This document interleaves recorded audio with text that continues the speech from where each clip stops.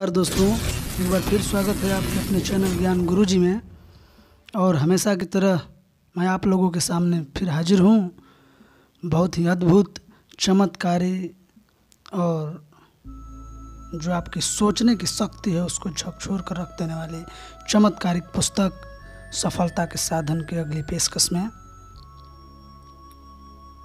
जैसा कि हम लोग पार्ट 6 अभी तक कंप्लीट कर चुके हैं और अभी तक आपने उस वीडियो के माध्यम से किताब को नहीं अवलोकन किए हैं तो लिंक डिस्क्रिप्शन में अवेलेबल है। आप उस पर क्लिक करके पिछले के सभी वीडियो आप देख सकते हैं, पार्ट 1 से पार्ट 6 तक का।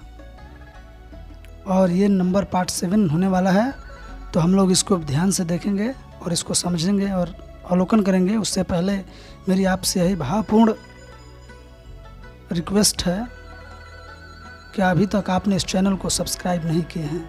और मैं कहना चाहूँगा कि ये अगर आपके ज़िंदगी में ये आपके जो भी लक्ष्य है उसको पूरा करने में थोड़ा सा भी हेल्प कर रहा है, ये आपको वैल्यू प्रोवाइड कर रहा है, तो आप इसको ज़रूर सब्सक्राइब कीजिए और लाइक कीजिए।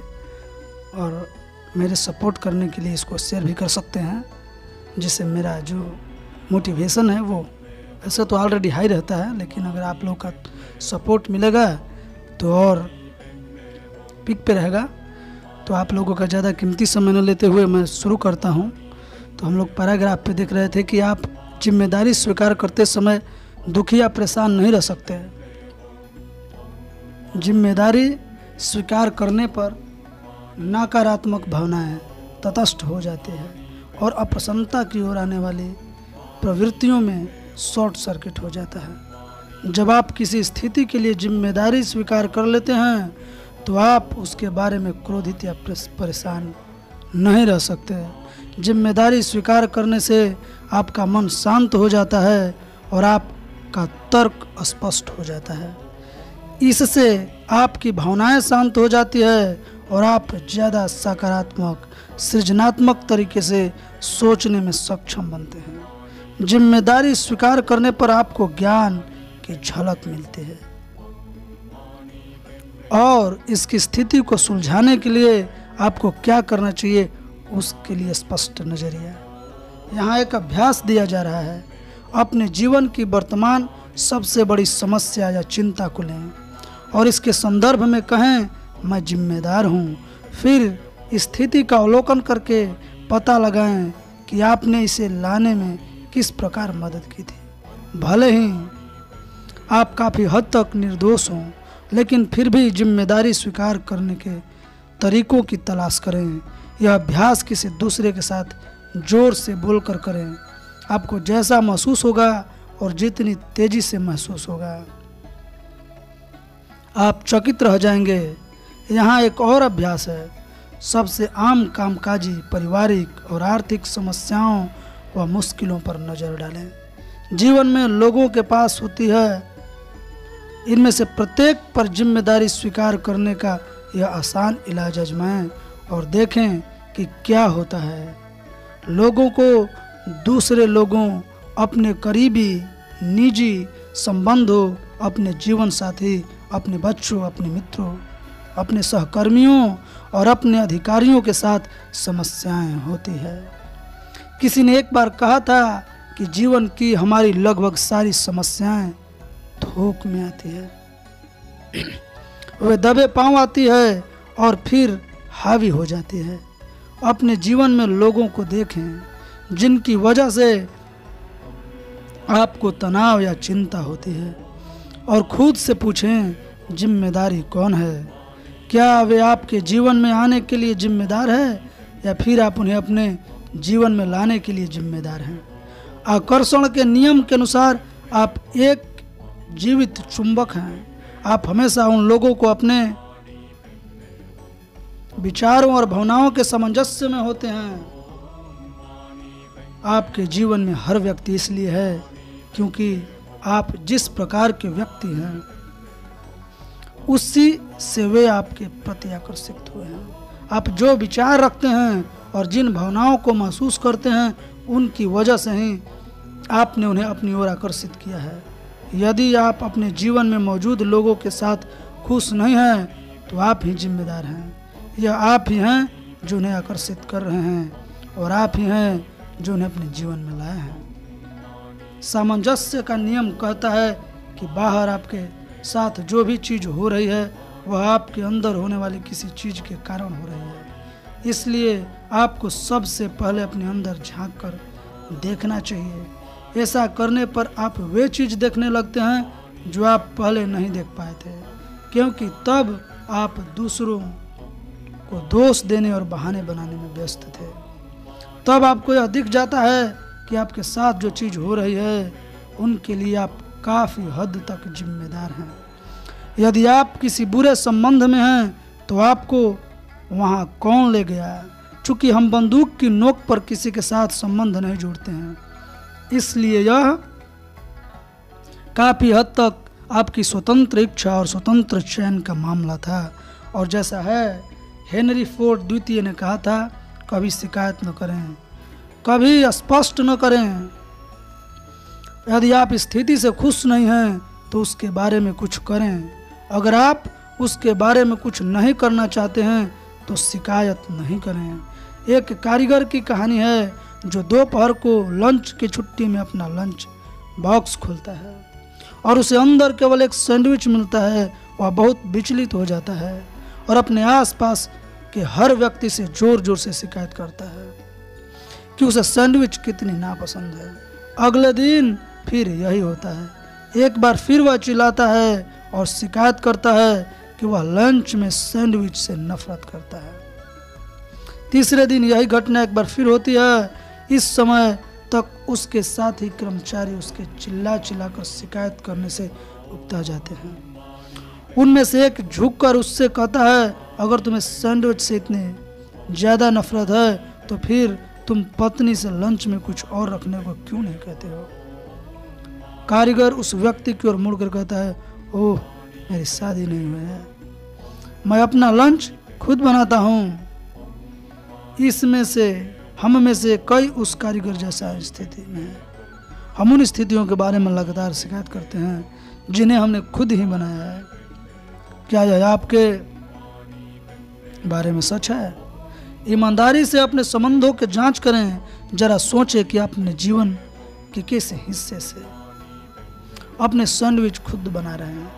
क्या आप अपनी नौकरी में खुश हैं? क्या आप उस धनराशि से खुश हैं जो आप कमा रहे हैं? क्या आप अपनी जिम्मेदारी के स्तर से खुश हैं? क्या आपको वह काम पसंद है जो आप पूरे दिन कर रहे हैं? यदि आप खुश नहीं हैं तो आपको स्वीकार करना चाहिए कि आप अपनी नौकरी और अपने करियर के लिए पूरी तरह जिम्मेदार हैं। क्यों? क्योंकि आपने इसे स्वतंत्र होकर खुद चुना था। आप ही ने नौकरी स्वीकार की थी, आप ही ने जिम्मेदारियां ली थी और आप ही ने वेतन को स्वीकार किया था। यदि आप किसी कारण इनमें से किसी चीज से खुश नहीं हैं तो कुछ अलग करना भी आप पर ही निर्भर करता है। आज आप ठीक उतना ही कमा रहे हैं जितना आपका मूल्य है, न एक पैसा कम न एक पैसा ज्यादा। जीवन में हम बिल्कुल वही पाते हैं जिसके हम हकदार हैं। आपको जितनी राशि मिल रही है, अगर आप उससे संतुष्ट नहीं हैं तो आप अपने आसपास के दूसरे लोगों को देखें जो उस तरह का काम कर रहे हैं जो आप करना चाहते हैं और उस तरह का पैसा कमा रहे हैं। आप कमाना चाहते हैं, पता लगाएं कि वे आपसे अलग क्या कर रहे हैं। जो परिणाम उन्हें मिल रहे हैं उनके कारण क्या है। एक बार जब आप जान जाते हैं कि वे कारण क्या है तो अपनी स्थिति के लिए पूरी जिम्मेदारी स्वीकार करें। कुछ नए लक्ष्य बनाएं, कुछ नई योजनाएं बनाएं और व्यस्त हो जाएं। अपनी अद्भुत मस्तिष्क और योग्यताओं का इस्तेमाल करें। उनके पीछे इच्छा शक्ति और आत्मनुशासन लगाएं तथा वे परिवर्तन करें जिनकी ज़रूरत आपको उस जीवन का आनंद लेने के लिए है जिसका आनंद आप लेना चाहते हैं। जीवन का महान लक्ष्य चरित्र का विकास है। चरित्र, आत्मगौरव, आत्मनुशासन, संतुष्टि में विलंब करने की योग्यता और अपने जीवन तथा हर चीज के लिए पूरी जिम्मेदारी लेने से बनता है। आप अपने बारे में जितना ज्यादा कहते हैं मैं जिम्मेदार हूँ, आप उतने ही ज्यादा शक्तिशाली, बेहतर और अच्छे इंसान बनते हैं। इसके साथ ही आपके जीवन का हर हिस्सा भी बेहतर बनता जाता है। आप अपने व्यक्तिगत सेवा कॉरपोरेशन के अध्यक्ष हैं। आप अपने जीवन के चीफ एग्जीक्यूटिव ऑफिसर हैं। आप अपने जीवन के इस व्यवसाय के लिए पूरी तरह जिम्मेदार हैं और हर उस चीज के लिए भी जो इसके या आपके साथ होती है। आप उत्पादन, वितरण, मार्केटिंग, गुणवत्ता नियंत्रण, वित्त और प्रशिक्षण व विकास के प्रभारी हैं। आप ही हैं जो अपना वेतन तय करते हैं।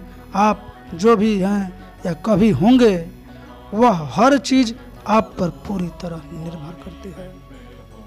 लंबे समय में अपने वेतन का चेक आप खुद लिखते हैं और अपना वेतन खुद तय करते हैं।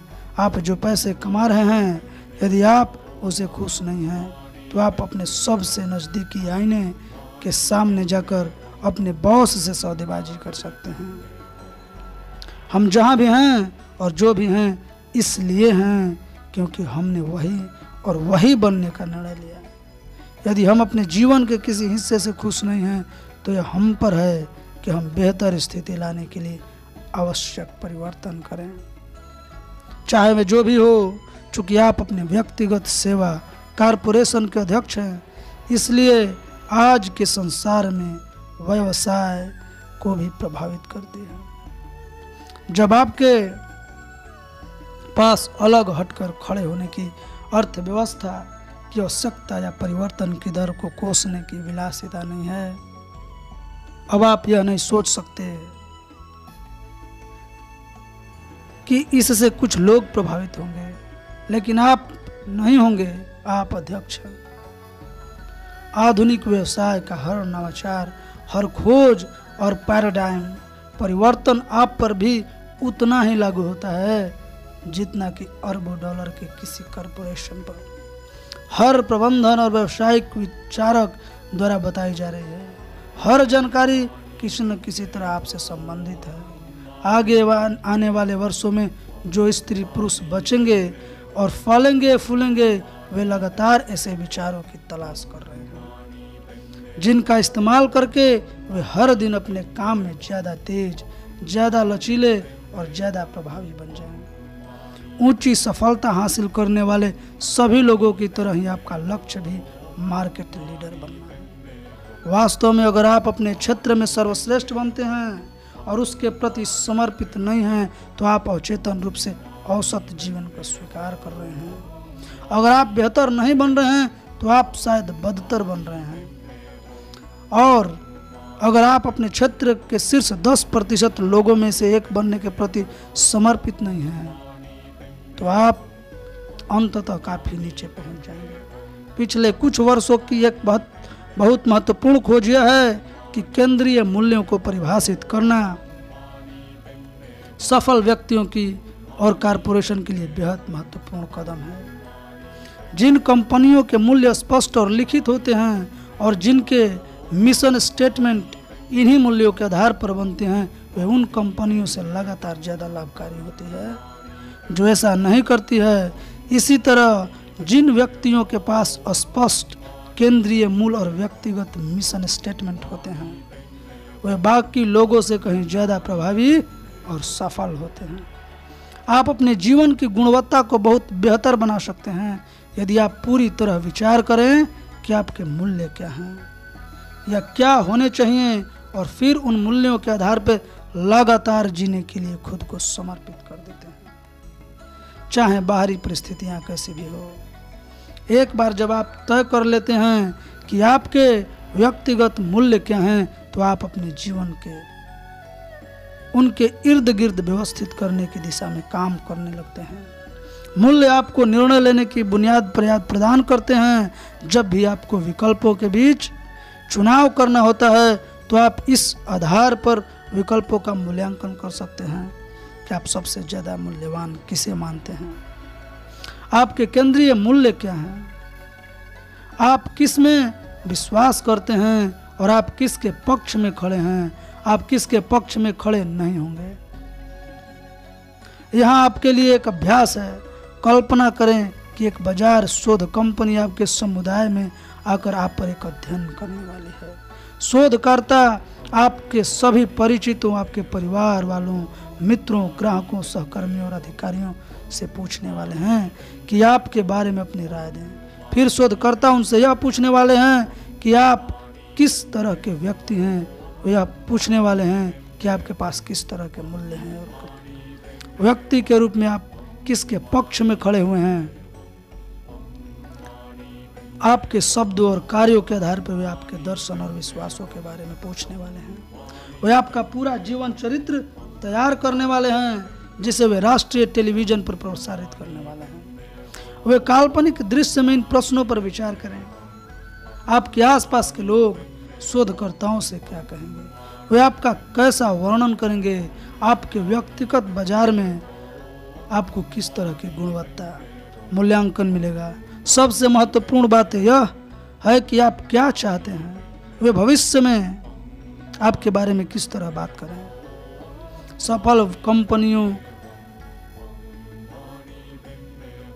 सफल कंपनियां लगभग हमेशा इन सवालों के जवाब सोचने का समय निकालती है। द हार्वर्ड बिजनेस स्कूल के डॉक्टर थियोडोर लेविट कहते हैं कि किसी कंपनी की प्रतिष्ठा बाजार में इसकी सबसे मूल्यवान संपत्ति होती है। समय के साथ इसकी उत्पाद, प्रक्रियाएं और कर्मचारी बदल सकते हैं, लेकिन इसकी प्रतिष्ठा दशकों तक कायम रहती है। यही आपके साथ भी है। अपने बाजार में आपके किस तरह की प्रतिष्ठा है, आप भविष्य में किस तरह प्रतिष्ठा बनाना चाहेंगे। एक बार जब आप अपने केंद्रीय मूल्य तय कर लें तो उनके आधार पर एक मिशन स्टेटमेंट तैयार करें। मिशन स्टेटमेंट भविष्य काल का वर्णन होता है कि 3 से 5 साल में आप आदर्श रूप में किस तरह के व्यक्ति या कॉरपोरेशन बनाना चाहेंगे। फिर ये केंद्रीय मूल्य और इनसे प्रवाहित होने वाले मिशन स्टेटमेंट आपके हर काम के कार्यकारी सिद्धांत बन जाते हैं। आप उनके अनुरूप जीने में खुद को समर्पित कर देते हैं। जब आपके मूल्य और मिशन स्टेटमेंट स्पष्ट हो जाते हैं तो आप आधुनिक प्रबंधन के साथ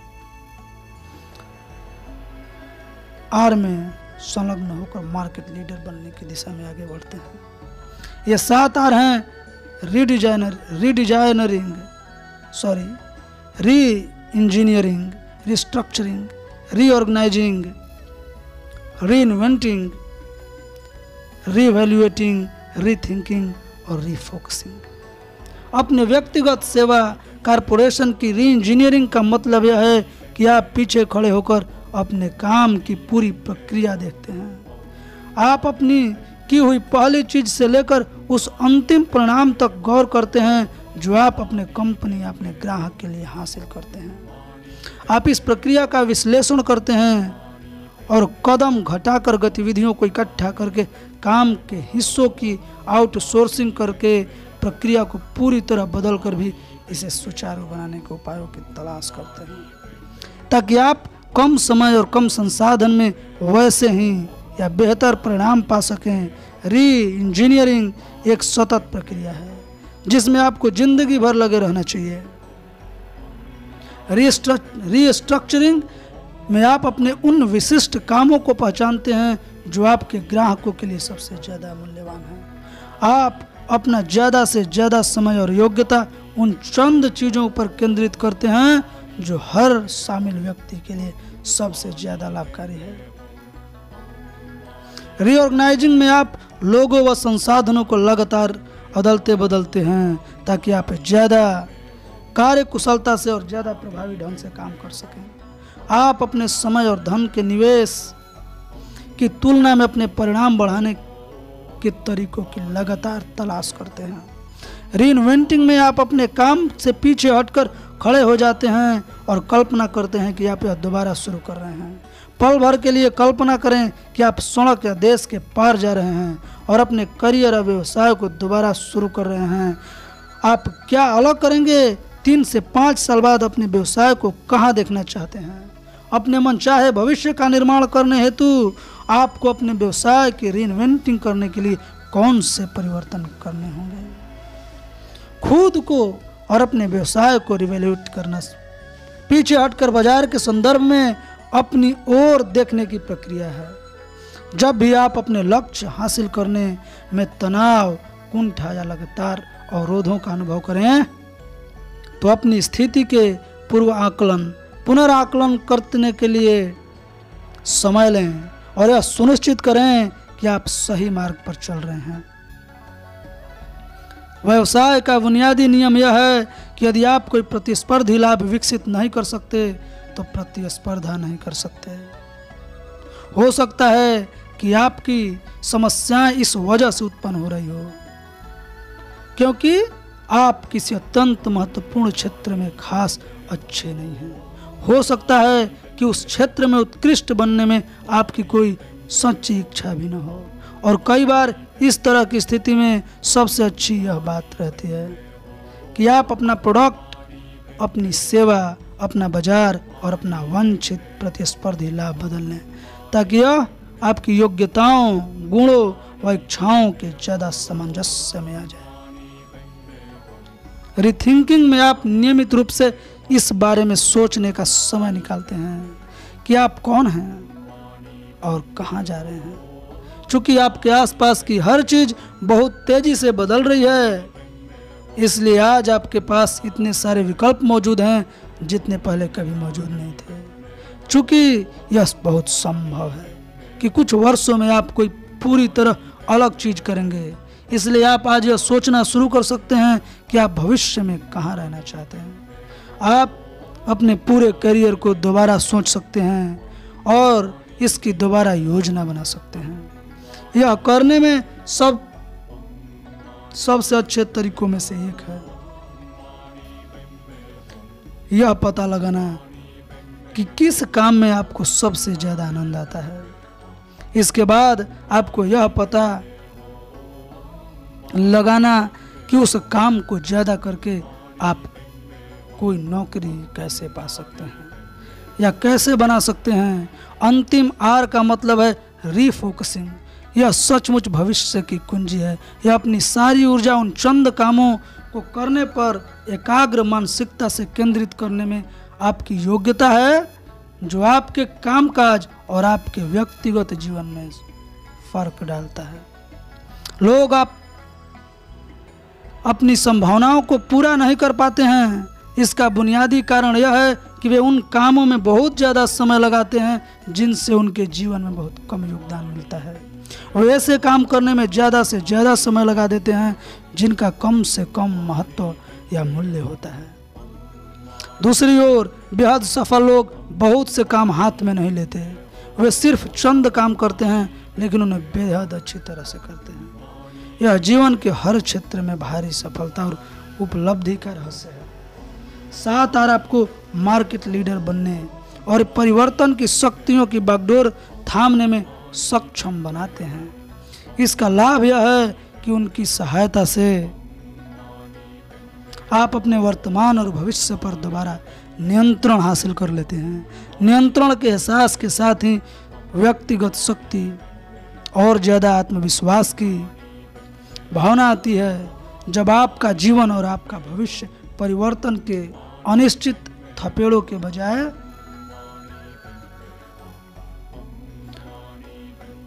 आप खुद तय करते हैं कि आप ज़्यादा खुश, ज़्यादा स्वस्थ और अपने हर काम के बारे में ज़्यादा सकारात्मक महसूस करते हैं। आप अपने व्यक्तिगत सेवा कॉरपोरेशन के अध्यक्ष हैं। आप अपने जीवन के प्रभारी हैं।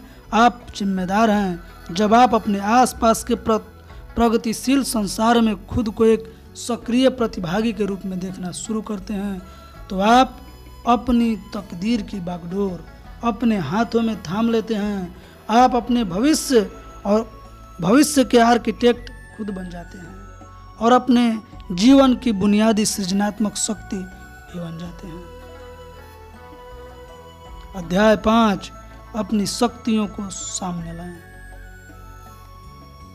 अपनी शक्तियों को सामने लाएं। तो चलो देखते हैं अध्याय 5। क्या आप कभी इस बात पर हैरान हुए हैं कि कई लोग अपने चुने हुए क्षेत्र में दूसरों की तुलना में बेहतर हैं और ज़्यादा पैसा कमाते हैं। आपने 80-20 नियम के बारे में सुना है, जो बताता है कि 80% बिक्री 20% सेल्स पीपल करते हैं। इसका मतलब है कि 20% सेल्स पीपल 80% कमीशन भी कमाते हैं। हर उद्योग में 20% लोग 80% संपत्ति के मालिक बनते हैं। चूंकि हर व्यक्ति काफी हद तक एक जैसी स्थिति से शुरुआत करता है, इसलिए ऐसा क्यों है कि कुछ लोग बहुसंख्यक लोग से इतना ज्यादा आगे निकल जाते हैं। इसका कारण यह है कि वर्षों के अध्ययन और अनुभव के बाद यह पाया गया है कि सफल लोग अपनी शक्तियों से लाभ लेते हैं। वे या तो पहले से मौजूद शक्तियों को तराशते हैं या फिर उन शक्तियों को पहचानते और विकसित करते हैं जिनकी जरूरत उन्हें आगे बढ़ने के लिए है। फिर वे अपनी सारी ऊर्जा एक दो मुख्य क्षेत्र में बेहतर बनने पर केंद्रित कर लेते हैं। वे सामान्य प्रदर्शन करने वाले के समूह से बाहर निकलते हैं और असाधारण प्रवर्तन या प्रदर्शन करने वालों के समूह में पहुंच जाते हैं। जल्द ही उन्हें जो मूर्त अमूर्त पुरस्कार मिलते हैं वे उनकी उपलब्धियों के प्रतिबिंब होते हैं। बेंजामिन फ्रैंकलिन ने एक बार लिखा था, अपना समय बर्बाद न करें, क्योंकि यही वह कच्चा माल है जिससे जिंदगी बनी है।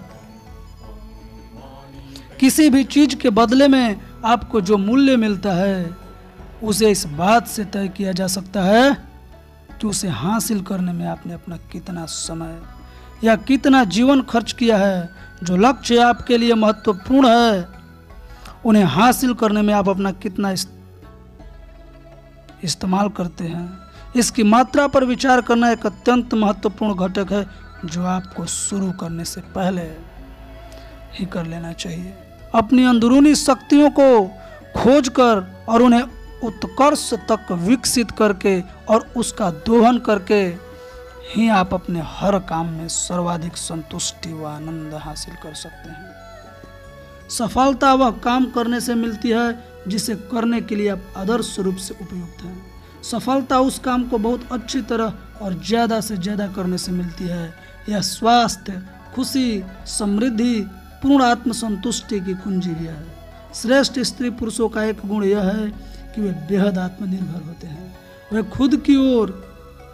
खुद की और अपने साथ होने वाली हर चीज की पूरी जिम्मेदारी स्वीकार करते हैं। वे यह मानते हैं कि वे ही अपनी सफलताओं के स्रोत हैं। वे यह भी मानते हैं कि वे ही अपनी समस्याओं के और मुश्किलों के मुख्य कारण तथा इलाज हैं। ऊंची सफलता पाने वाले लोग कहते हैं, यदि इसे करना है तो यह मुझ पर है। जब चीजें उतनी ही तेजी से नहीं होती जितनी तेजी से वे चाहते हैं, तो वे खुद से पूछते हैं, मेरे भीतर क्या है जिसकी वजह से यह समस्या उत्पन्न हो रही है। वे बहाने नहीं बनाते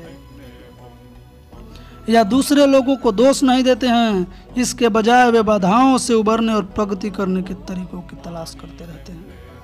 पूरी तरह जिम्मेदार लोग खुद को स्वरोजगार वाला मानते हैं। वे खुद को अपने व्यक्तिगत सेवा कॉरपोरेशन का अध्यक्ष मानते हैं। उन्हें यह एहसास हो जाता है कि उनके वेतन के चेक पर चाहे कोई भी दस्तखत करे, दरअसल वे खुद के लिए काम कर रहे हैं। चूंकि उनमें स्वरोजगार का यह नजरिया होता है, इसलिए वे खुद और अपने काम के प्रति रणनीतिक रवैया रखते हैं। श्रेष्ठ लोग अपने कार्यस्थल में व्यक्ति के रूप में खुद को उसी तरह से देखते हैं जिस तरह से सफल कंपनियां खुद को कॉरपोरेशन के रूप में देखती हैं। किसी कॉरपोरेशन या कारोबारी संस्था के लिए रणनीतिक नियोजन में एक अनिवार्य अवधारणा है जिसे रिटर्न ऑन इक्विटी कहा जाता है। सारे कारोबारी नियोजन का लक्ष्य कारोबार के संसाधनों को इस प्रकार व्यवस्थित व दोबारा व्यवस्थित करना होता है जिससे कारोबार के मालिकों का वित्तीय लाभ बढ़े। इसका मतलब है इनपुट की मात्रा की तुलना में आउटपुट की मात्रा को बढ़ाना। इसका मतलब है ज़्यादा ऊंचे मुनाफे और लाभ के क्षेत्रों पर ध्यान केंद्रित करना और कम मुनाफे और लाभ के क्षेत्रों में कम संसाधन लगाना। जो कंपनियां तेजी से बदलते परिवेश में इस काम को प्रभावी ढंग से करती है वही कायम रहती है और समृद्धि होती है। जो कंपनियां इस प्रकार की रणनीतिक विश्लेषण नहीं करती वे पीछे रह जाती है और अक्सर गायब हो जाती है। आप व्यक्ति के रूप में जो हासिल करने में सक्षम हैं उस पर हर चीज को हासिल करने के लिए आपको अपने जीवन व कामकाज के संदर्भ में कुशल रणनीतिक योजनाकार बनना चाहिए। लेकिन बस रिटर्न ऑन इक्विटी को बढ़ाने के बजाय आपका उद्देश्य रिटर्न ऑन एनर्जी बढ़ाना हो जाता है। जिस तरह किसी कंपनी के पास वित्तीय पूंजी होती है उसी तरह आपके पास मानवीय पूंजी होती है। आपके पास शारीरिक पूंजी, भावनात्मक पूंजी और बौद्धिक पूंजी होती है। इन तीनों में बौद्धिक पूंजी सबसे मूल्यवान होती है। आज हम सूचना युग में रहते हैं। हम पसीना बहाकर आजीविका नहीं कमाते हैं बल्कि अपने काम काज में दिमाग लगाकर परिणाम हासिल करते हैं और ये हासिल करने की योग्यता व सोच की गुणवत्ता से कमाते हैं। ज़्यादातर लोग जब शुरुआत करते हैं तो उनके पास काम करने की योग्यता के सिवाय ज़्यादा कुछ नहीं होता। 80% से ज़्यादा करोड़पतियों ने शून्य से शुरुआत की थी। ज़्यादातर लोग अपने युवा वयस्क वर्षों के दौरान कई बार दिवालिया हुए या उनके आसपास पहुंचे हैं, लेकिन अंततः आगे वही लोग निकलते हैं जो एक निश्चित तरीके से निश्चित चीज करते हैं जो आम आदमी से अलग होती है। सफल लोग चेतन रूप से या अचेतन रूप से जो शायद सबसे महत्वपूर्ण चीज है करते हैं वह यह है खुद को रणनीतिक दृष्टि से देखना। वे लगातार सोचते रहते हैं कि बाजार में अपनी योग्यता को बेहतर उपयोग करके अपनी शक्ति और योग्यताओं का सबसे अच्छा लाभ कैसे लें जिससे अपने और परिवार के लिए उनका मुनाफा बढ़े। सेमिनार में एक युवक ने बताया कि वह एक बड़ी प्लम्बिंग कॉन्ट्रैक्टिंग फर्म में प्लम्बर का काम कर रहा था। उसे अच्छा वेतन मिलता था, लेकिन उसे उन सेल्स पीपल से बहुत ईर्ष्या होती थी जो ज़्यादा पैसे कमाते थे, ज़्यादा अच्छी कारों में घूमते थे, ज़्यादा अच्छे कपड़े पहनते थे और ज़्यादा बेहतर जीवन शैली का आनंद लेते थे। उसने अपना सारा प्रशिक्षण पूरा कर लिया और उसके पास कारीगर का प्रमाण पत्र था। उसका वेतन उस क्षेत्र के लिहाज से शिखर पर था। ज़्यादा पैसे कमाने का एक ही उपाय था कि वह ज़्यादा घंटे काम करे। बहरहाल उसे एहसास हुआ कि यह सही जवाब नहीं है। इसके बजाय वह बिक्री के क्षेत्र में जाना चाहता था ताकि उसकी आमदनी बढ़ जाए और घंटों के हिसाब से तय न हो।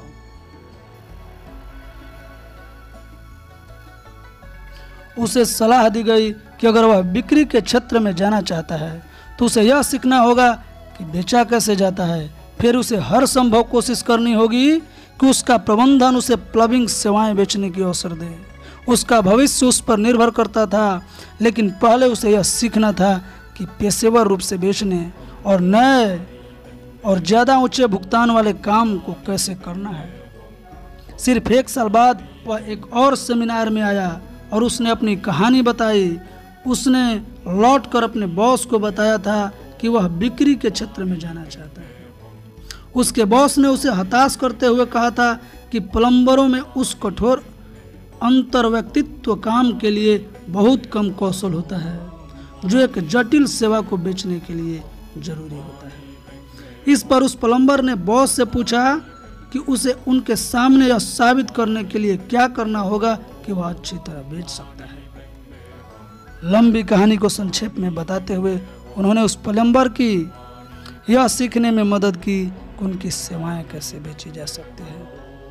क्योंकि उसने अपने खुद की समय में मैनुअल पढ़े और अतिरिक्त पाठ्यक्रम किए।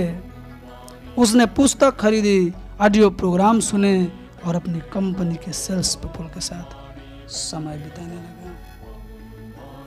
तो दोस्तों, आज यहीं तक। फिर मिलेंगे अगले वीडियो में। तब तक के लिए जय श्री राम और जय हिंदुस्तान।